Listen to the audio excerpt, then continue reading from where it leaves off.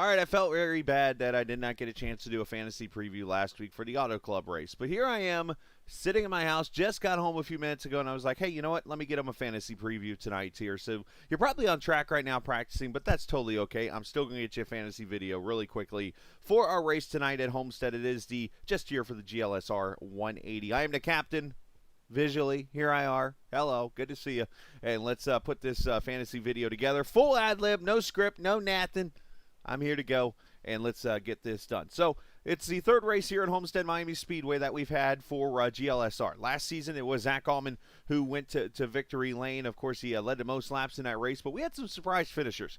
Robert Johnson, of course, finished sixth in that race. We had Sam Barnes, who came one lap away and a caution flag from potentially being a surprise winner in this race last season. However, things shook out. And, of course, Zach Allman went to victory lane in that race. Sean Peachin finished third as he continued his top five streak on a track like this. So there's chances there that could happen. How about Noah Miari? How about Caden Atkins? That's all the PPM team pretty much right there. Ben Pierce finished ninth. He's working on a three race. Not one, not two, but three race. Top three finish. He's got some momentum right now. But, of course, the fast guys are here. Ricky Springer, another win at Auto Club. So this guy just keeps on winning every time he shows up to a GLSR race.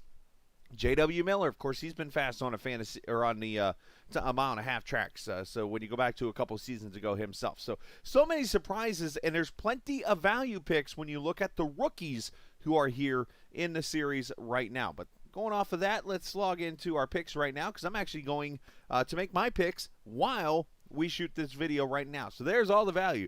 If you watched a little bit of the stream last night from the Here for the GLSR podcast, the lost episode as we're calling it, Ricky Springer, $197. That is a lot of value right there for the $575 you have. So $197. What would you counter that with? Well, let's scroll down here a little bit because you're going to need some small money basically to counter that. So let's look down here. Tim Abreu, Cameron Ingram, two of the new guys from TIX Racing.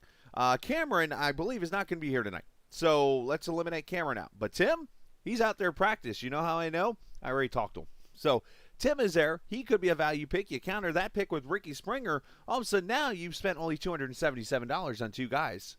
Let's do the math. You have less than $200 now to spend on two guys. So what can you get for that kind of money?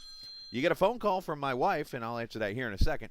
But Clark Gennican, he passed Ricky for the lead during the race. $110. There's a value pick. Brandon Alfin, there's a value pick. Sutphin, if he can put a full race together, that's a value pick right there. So those are some guys down in the low dollar money right now with some of these rookies that are coming in.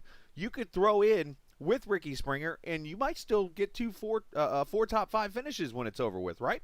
But, all right, let's go to a balanced lineup now. So if we scroll down here, let's look at some guys that have run well. Blaine Sparling, Mr. Consistency right here, $153. You put him together. Sean Peachin, top 10. Of course, last time here in Homestead. Oh, here's Ben Pierce all of a sudden, $146. Again, the three straight top threes going for four tonight. That right there is great money for that value. Cody Beatty, he's going to look good tonight, even though that Roll Tide jersey, he's got to work on that. Caden Atkins, he's going to be great. How about this guy, Chris Treppa? He finished third last week in his first start. I don't know anything about him, but he's pretty damn good, it looks like. Alan Best, he's been good. Another great pick. So many great value picks or picks that you can get for good money when it's over with tonight. So that is pretty simple here. So what am I going to do tonight? I'm going to go tonight with the mediocre lineup. Now, when I say mediocre, I mean I'm going with a more balanced money lineup this evening. Now, I did not pick anybody last week because with everything that took place, I just didn't have time to do it. So I'm going to go tonight, Blaine Sparling, $153. I'm going to come down here. I'm going to grab me some Ben Pierce because Pierce is pretty hot right now.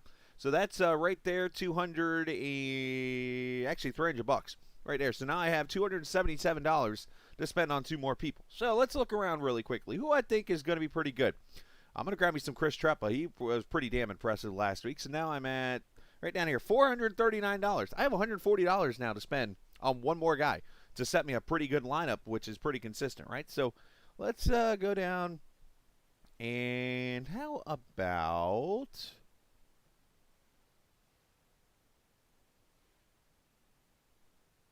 This is a tough one here because you got to be balanced. You know what?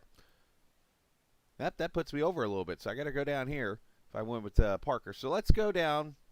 I'm actually going to go down to a value pick tonight. I'm actually going to spend a little less than what I think it's worth. I'm actually going to grab Brandon Alfin, assuming I probably shouldn't be picking a guy that I own, but you know what? I'm going to.